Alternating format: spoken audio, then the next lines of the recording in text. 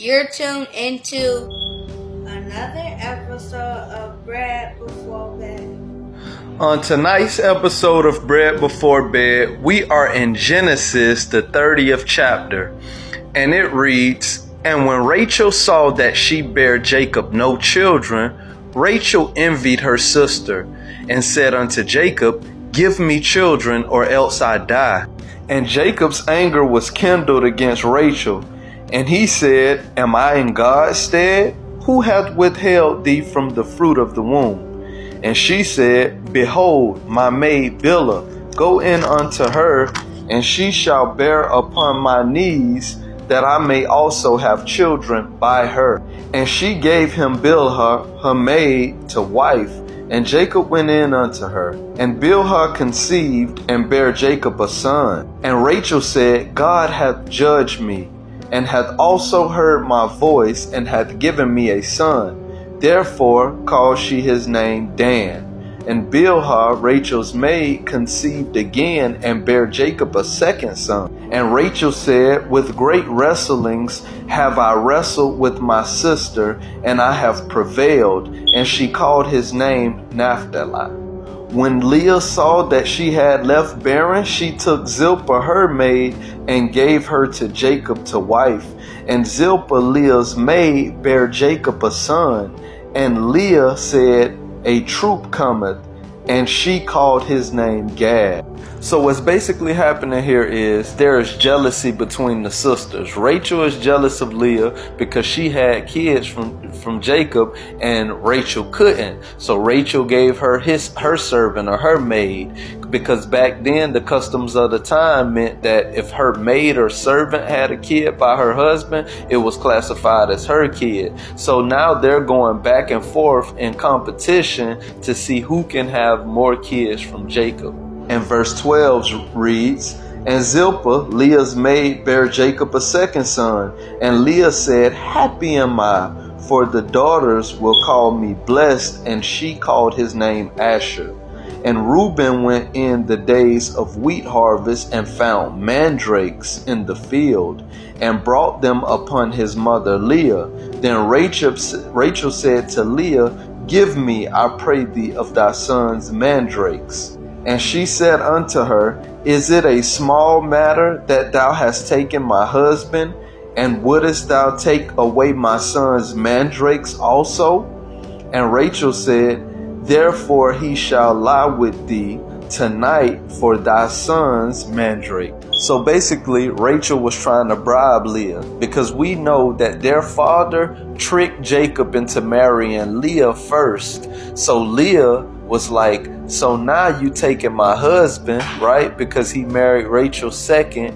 And then Rachel asked for the mandrakes that Leah's son found. And the reason she wanted those mandrakes is because she believed that those mandrakes would make her fertile, which means they would make her chances of getting pregnant higher.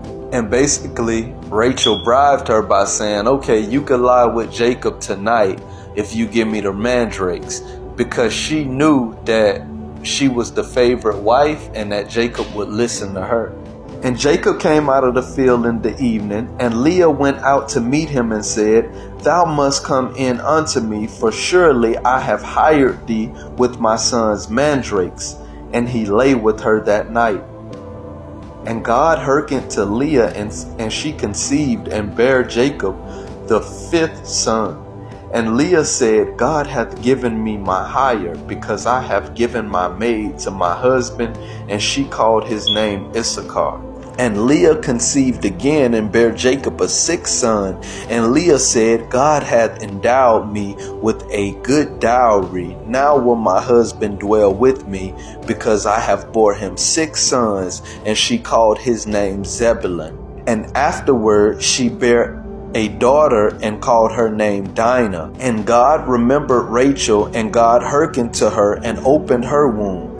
And she conceived, and bare a son. And she said, God hath taken away my reproach. And she called his name Joseph, and said, The Lord shall add to me another son. This portion is subtitled, Jacob Becomes Wealthy. And it came to pass, when Rachel had borne Joseph, that Jacob said unto Laban, Send me away, that I may go unto mine own place into my country. Give me my wives and my children, for whom I have served thee, and let me go, for thou knowest my service which I have done thee. And Laban said unto him, I pray thee, if I have found favor in thine eyes, tarry, for I have learned by experience that the Lord hath blessed me for thy sake. And he said, Appoint me my wages, and I will give it thee. And he said unto him, Thou knowest how I have served thee, and how thy cattle was with me, for it was little which thou had before I came, and it has now increased upon a multitude, and the Lord hath blessed thee since my coming. And now, when shall I provide for my house alone? And he said, What shall I give thee? And Jacob said, Thou shalt not give me anything. If thou wilt do this thing for me, I will again feed and keep thy flock.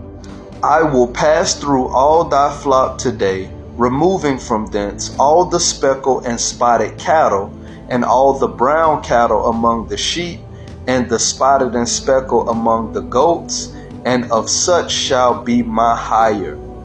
So shall my righteousness answer for me in time to come, when it shall come for my hire before thy face.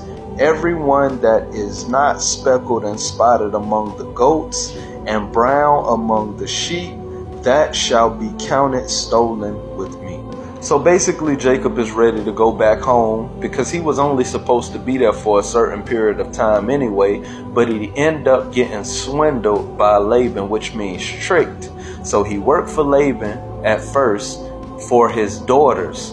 Then he continued to work for Laban, and what Laban testified to is that the favor of God was upon his life. He said, I realized that I've been blessed because you've been here, because before you was here, it wasn't as prosperous as it is now here. And that's the thing about us being saved and living right, is favor attached to our lives. So whatever situation that we're in, whether it be work, whether it be a friendship, a family, a relationship, we're always supposed to be an asset. That means we always supposed to bring benefits. When we enter into a friendship, the person will get better. When we enter into a relationship, the person will get better. When we work on a job, the way that job is ran will get better, because the favor that is on our lives. 34 reads, And Laban said, Behold, I would it might be according to thy word.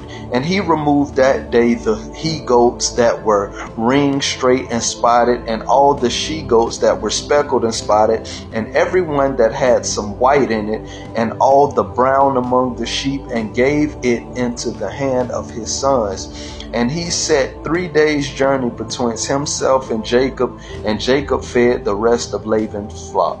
And Jacob took him rods of green poplar, and of hazel and chestnut tree, and peeled white strakes in them, and made the white appear which was in the rod. And he set rods which he had piled before the flocks in the gutters, in the watering troughs, when the flocks came to drink, that they should conceive when they came to drink. And the flocks conceived before the rods, and brought forth cattle ringed straight, speckled and spotted. And Jacob did separate the lambs, and set the faces of the flocks toward the ringed straight, and all the brown in the flocks of Laban. And he put his own flocks by themselves, and put them not unto Laban's cattle. And it came to pass, whensoever the stronger cattle did conceive, that Jacob laid the rods before the eyes of the cattle in the gutters, that they might conceive among the rod. But when the cattle were feeble, he put them not in. So the feebler was Laban's, and the stronger were Jacob. And the man increased exceedingly, and had much cattle, and maid servants, and men servants, and camels, and asses. So the benefit of learning the family business and gaining revelation from God enabled Jacob to be able to learn how exactly to breed and crossbreed these animals. That concludes Bread Before Bed.